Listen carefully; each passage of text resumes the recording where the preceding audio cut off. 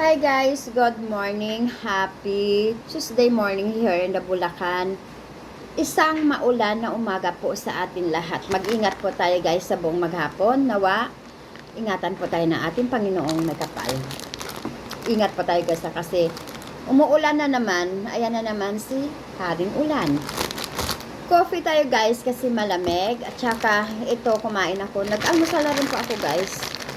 Nagpika-pika kumain ako nitong polvoron at saka ito try natin itong macarons, ayan po, at saka meron tayong pakwan doon.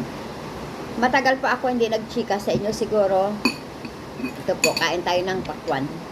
Matamis itong pakwan guys, kailan pag ako kumakain ito nilagyan ko talaga siya ng asin.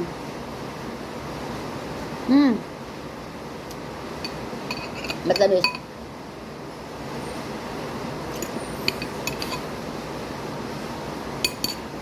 Okay guys, matagal nga ako hindi nakachika sa inyo. Siguro ang chika ko ngayon parang konting reminders baga. Darating na naman po yung Kapaskuhan at syempre yung Pasko kasi kapanganakan po yan ng ating Panginoon. Kaya sineselebrate po natin, masaya tayo, sama yung ating family.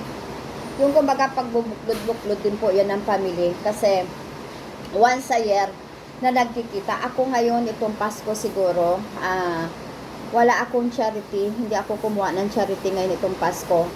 Siguro meron po ako kunting charity po dito lang po sa bahay at saka syempre ipagpatuloy ko talaga yung nagbibigay po ako ng rice kasi once a year lang po yun, once a year lang po talaga. At saka pipili lang po siguro ako ng mabibigyan ko at saka dito na lang po sa bahay. Hindi ko pa po alam kung kailan po yung date nun kasi masyadong busy po. Unahin po natin ang ating obligasyon sa simbahan kasi po may simbang gabi. Kailangan po mag-serve po tayo kasi busy ang buong December. Kaya parang wala pa akong date na masasabi kung kailan po yun. Kasi yung charity ko na yun, parang panata ako na rin po yun. Ilang years na rin siguro. Maano na rin po ng 5 years yun. Kaya medyo matagal na. Kaya parang yun na yung tying gift ko rin po siguro sa iba. Basta, yun guys, yung aking konting charity, pagpatuloy ko pero dito na lang sa bahay. Dahil sa 5 kilo rice naman kahit papaano at mabigyan natin po yung iba, maging masaya naman po sila. At siguro, yun nga, yung Pasko, syempre maraming mga happenings dyan, maraming party, maraming, alam nyo na, Christmas party, ko ano-ano. Kaya, siguro guys, mag-enjoy lang kasi syempre once a year lang din naman talaga nangyayari yan. Yun lang. At saka, uso na rin po yung mga solicit. Ganyan, pag mga December.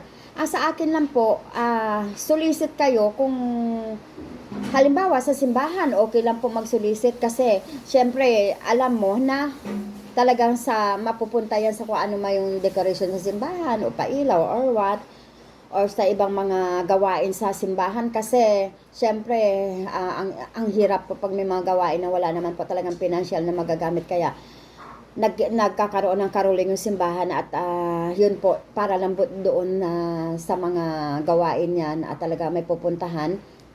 At saka siguro, yung iba masasabi ko lang, wag na po kayo mag-solicit kung kayo ay magpa-party o mag-Christmas party tapos isosolicit nyo lang po. Dahil ang iba po, ang alam ko dyan, nagsusolicit lang po sila para na po sa party-party nila, inom-inom nila, wag na lang po. Kasi bawal na rin po mag-solicit pag mapupunta lang po sa mga party-party nyo at inom-inom nyo, bawal na po yan. Kaya, ang pagsusolicit po ay tulad po sa simbahan pwede at saka yun lang po. Kung mag-charity man po kayo, sa inyo na lang po. Siyempre, kaya po ay nagcha-charity dahil alam nyo may kakayahan kayo at alam nyo naman kahit papaano na kaya nyo. Kaya kayo nagcha-charity o kaya kayo nagpapaparte, alam nyo kaya nyo, go kayo. Pero kung isusolicit nyo po yan, huwag na, 'di ba? Maintindihan na po yan ng mga tao na kasi noon kasi may nalalaman ako na gano'n paparty sila tapos iaasa nila sa solicit, sana wag na magpapaparty kayo, pag-ipunan nyo po yon para pagdating ng December mayroon kayo kukunin kasi ako gano'n sa totoo lang ako nagtatabi po talaga ako sa charity ko para pagdating ng December at least mayroon ako na namigay man ako sa kanila, hindi naman din po tayo masasaktan masyado kasi syempre napag-ipunan po natin at saka kumbaga ang diwa ng Pasko ay kapanganakan natin Panginoon, at ang diwa po na talaga nito ay magbigay kahit papaano sa alam natin na walang-wala. Kasi kumbaga hindi man tayo mayaman, salat man tayo sa pera, hindi man tayo anak ng kontraktor, hindi man tayo, wala man tayo mga milyones, ang mahalaga kung may kunti naman po tayo na alam naman natin sa sarili natin at napaglaanan at napag-ipunan natin ito, ay magbigay po tayo sa mga taong alam natin na nakikita natin sila na deserving, at nakikita natin sila na parang kahit papaano sa 5 kilong bigas o may something na abot kasi kailangan masaya sila. Tulad na lang po yan ng mga riders, yung mga naghahatid ng mga Shopee natin sa bahay, yung mga naghahatid ng basta yung mga riders yan, number 1 yan. Tapos yung mga maintenance sa dito sa subdivision, yung mga maintenance, yung mga guard. Tapos yung pag may nakita kayo diyan sa labas, ang mga kasamahan nyo rin po, na alam nyo kahit paano na mapasaya mo sila kahit konti lang. Hindi kailangan magbigay ng malaki.